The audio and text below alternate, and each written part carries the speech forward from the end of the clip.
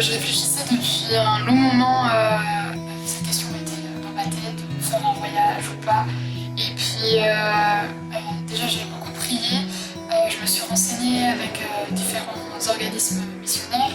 Et puis ouais, les choses se sont faites au fur et à mesure et puis je suis partie. Comme...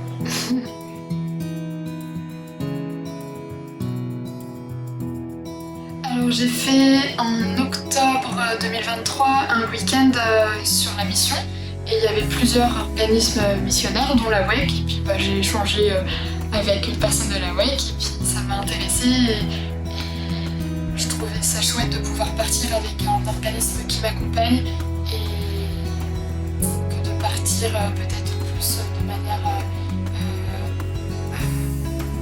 je sais pas, avec un autre organisme où c'est plus de la formation théologique. Là, au moins, c'était vraiment un peu plus basé sur la mission. Ouais, ça j'aimais bien.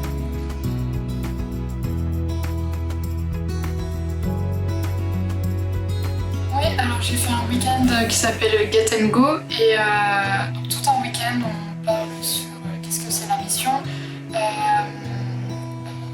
les contextes aussi au niveau culturel.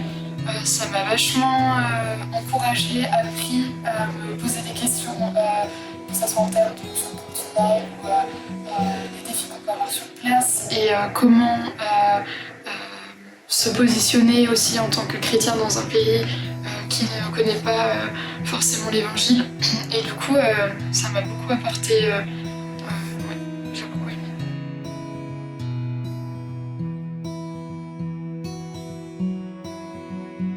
Alors, pour ma part, ça s'est très bien passé. Je me suis bien intégrée, même si ça reste très différent de la France. Au niveau du ministère,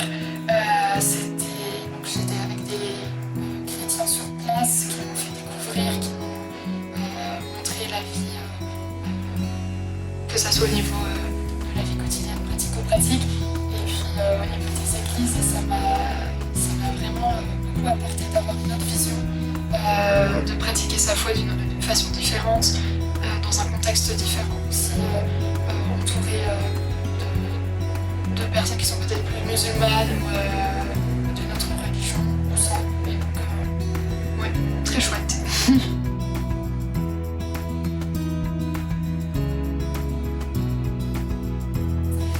De faire attention au niveau de dire les choses avec connaître le contexte déjà du pays.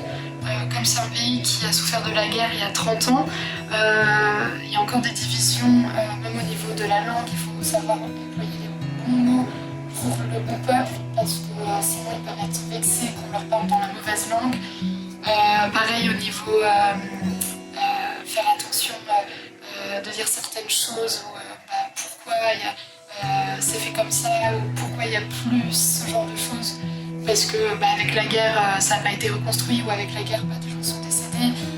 Et donc le fonctionnement est différent et donc plus connaître un petit peu avant le contexte, poser des questions ou alors se confier à des personnes qui sont aussi dans notre même contexte que nous, pas originaires du pays pour savoir.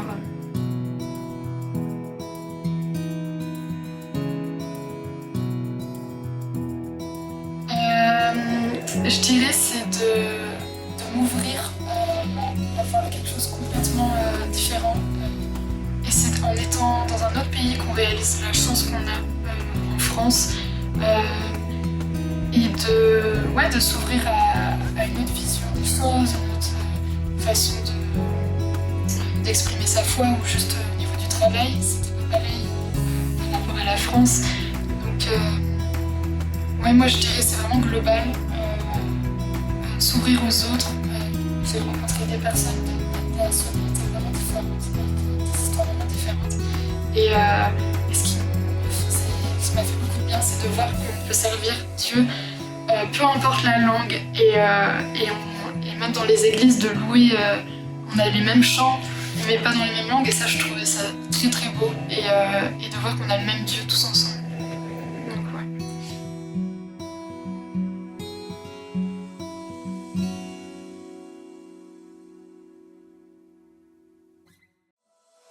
Alors, moi je me suis longtemps posé des questions en me demandant est-ce que c'est parce que c'est mon propre envie de voyager, d'avoir une expérience, ou est-ce que c'est vraiment pour servir Dieu. Je dirais qu'il faut toujours mettre ça dans la prière, ne pas hésiter à en parler autour de soi. Moi, c'est ça qui m'a vraiment aidé, d'avoir des avis différents et puis en fait à un moment se lancer. Et moi, ça a été la plus belle expérience que j'ai pu faire.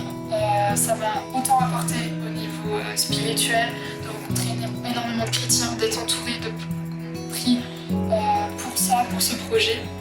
Et ça m'a autant apporté personnellement de vivre une expérience où je suis détachée de mes habitudes du quotidien, de mon petit fonctionnement, de ma vision des choses. Et là, de m'ouvrir à, ok, en fait, on peut voir le monde d'une autre façon, on peut réfléchir d'une autre façon et c'est pas calculé comme on a l'habitude. Et donc, ouais, vraiment oser franchir le pas et puis faire confiance à Dieu, parce que c'est lui qui ouvre ou qui ferme les portes. Et s'il ouvre les portes, oser y aller et faire confiance.